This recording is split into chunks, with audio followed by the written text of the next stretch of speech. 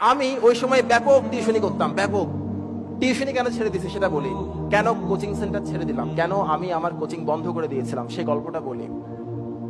আমার এক স্টুডেন্ট ছিল, একটা অনেক স্টুডেন্ট ছিল, একটা স্টুডেন্টের কারণে খুব রাগ করছিলাম আর কি। রাগের কথাটা শেয়ার করি। আমার কোচিং থেকে পাশ করে সবাই বিভিন্ন বিশ্ববিদ্যালয়ে ভর্তি হতো, ইঞ্জিনিয়ারিং, মেডিকেল, বিভিন্ন পাবলিক ইউনিভার্সিটি, প্রাইভেট ইউনিভার্সিটি, বিভিন্ন জায়গায় ভর্তি হতো। তো ভর্তি হওয়ার পর আমাকে ফোন করে বলতো, স্যার আমি অমুক জায়গায় চান্স পাইছি, দোয়া করবেন স্যার। আমার অনেক ভালো লাগতো। আর নিজের স্টুডেন্ট কোথাও চান্স পেলে এত খুশি লাগে, মনে হয় আমি চান্স পাইছি, ওরকম মনে হয়। তা আমার এক স্টুডেন্ট চান্স পাইছিল বুয়েটে, বুয়েটে ইলেকট্রিক্যালে চান্স পাইছিল। এই ছেলেটাকে আমি অনেক স্নেহ করতাম, ভালোবাসতাম, ছোট ভাইয়ের মতো। সে আমাকে খবর দেয় নাই। তো ভাবলাম ছোট মানুষ খবর দিতে ভুলে গেছে, আমিই ফোন করি। আমি ফোন করলাম, ফোন করে ওকে কংগ্রেচুলেট করলাম। এরপর বললাম, তুমি আমাকে একটা ফোন করবা না বোকা, খবর দিবা না, এত বিশাল একটা খুশির সংবাদ বলো নাই কেন? তখন সে আমারে বললো, স্যার আপনি ফোন করেন নাই কেন? আমি বললাম, আচ্ছা সরি, আমি আসলে ভুলে গেছি।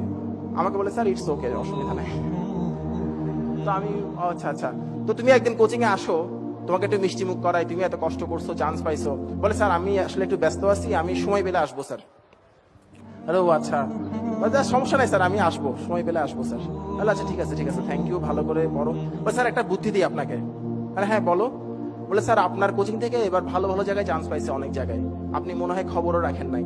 বলে, না আমি কিছু কিছু খবর জানি। বলে, স্যার আপনি এরকম ক্লাস হলে তো কোচিং চালাতে পারবেন না, আমাকে বলতেছে। আরে কি রে ভাই, এইভাবে কথা বলে কেন? তো আমি বললাম, স্যার বলে কি, স্যার একটা কাজ করেন, যারা যারা বিভিন্ন জায়গায় চান্স পাইছে সবাইকে ডাকেন, একটা ছবি তুলেন স্যার, সবার থেকে একটা প্রোফাইল সংগ্রহ করেন, একটা মতামত সংগ্রহ করেন। এরপর স্যার লিফলেট ছাড়েন। লিফলেট না ছাড়লে স্যার স্টুডেন্ট পাবেন না, আমরা হেল্প করবো স্যার। আপনি লিফলেট ছাড়লে আপনার ফাইন্যান্সিয়ালি আপনি অনেক গেনার হবেন স্যার, যেহেতু আপনি এটাই করতেছেন। তখন আমার কাছে মনে হচ্ছিল কেউ একজন আমার গালের মধ্যে ঠাস ঠাস করে চল লাগাই দিছে। আমি কাকে পড়াইছি?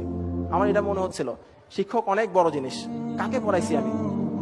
আমার চোখ দিয়ে টপ টপ পানি পড়ছিল, ওর পক্ষে দেখা সম্ভব ছিল না।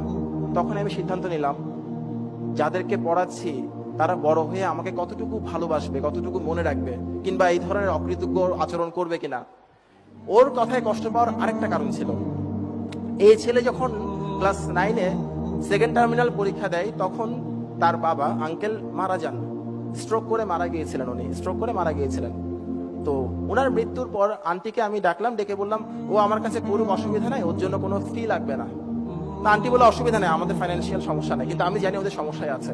আমি বললাম, আন্টি সমস্যা নেই, মন থেকে বলছি, ওর জন্য কোনো ফি দিতে হবে না, ও এমনি ফ্রি পড়বে, আমার কোচিং অনেকেই ফ্রি পড়ে। যে ছেলেকে আমি ওই সময় থেকে শুরু করে 3.5 বছর পড়াইছি, একটা পয়সাও নিই নাই, সেই ছেলে যখন আমাকে শেখাই কিভাবে পয়সা কামাতে হয়, সে পয়সা আমার দরকার নাই, ওই জন্য আমি ছেড়ে দিয়েছি কোচিংটা।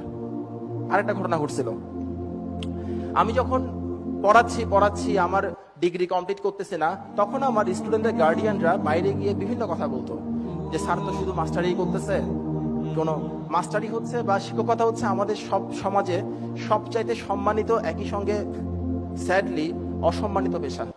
আমার বলতে খারাপ লাগছে, কিন্তু এটা দুর্ভাগ্যজনক, জাতি হিসেবে আমাদের জন্য খুব দুঃখজনক এই জিনিসটা। তো এখন স্টুডেন্টরা, মানে স্টুডেন্টের গার্ডিয়ানরা বাইরে বলতো, স্যার ওদের সারা জীবন মাস্টারি করে কাটাই দিবে, আসলে ইঞ্জিনিয়ারিং স্যারের ব্রেনে কুলাচ্ছে না, ওই জন্য স্যার ডিগ্রিটা কমপ্লিট করতেছে না, এই কথাগুলো বলতো। আবার অনেকে বলতো, আসলে স্যারের পক্ষে এর চাইতে ভালো কিছু করা সম্ভব না, ওই জন্যই আমাদের ছেলে মেয়েকে পড়াচ্ছে। আমার অনেক গার্ডিয়ান এসে আমাকে কথাটা বলে দিত, যে স্যার লোকজন এভাবে করে বলে, আপনি স্যার আপনার ডিগ্রিটা কমপ্লিট করেন, শুনতে খুব খারাপ লাগে স্যার। এই পৃথিবীতে সেই কাজটা করাই সবচাইতে আনন্দের, যে কাজটা অন্যরা বলে আপনি করতে পারবেন না, যদি কখনো সেই কাজটাই করে দেখান আপনার অনেক ভালো লাগবে। আমি সেই কাজটা করার জন্য ছেড়ে দিছি, আর কোনো কিছুই না। আপনাদেরকে বলি, আপনাদেরকে অনেকেই বলতেছে তুমি এটা করতে পারবা না, তুমি পড়ো প্রাইভেট বিশ্ববিদ্যালয়ে, তুমি অংশগ্রহণ করতে পারবা না। প্লিজ কোনো রিপ্লাই করবেন না, আপনার সবগুলো রিপ্লাই হবে আপনার কাজের মাধ্যমে, আপনি আপনার কাজ করে যান, কোনো অসুবিধা নেই, দিন আসবে একদিন আপনার।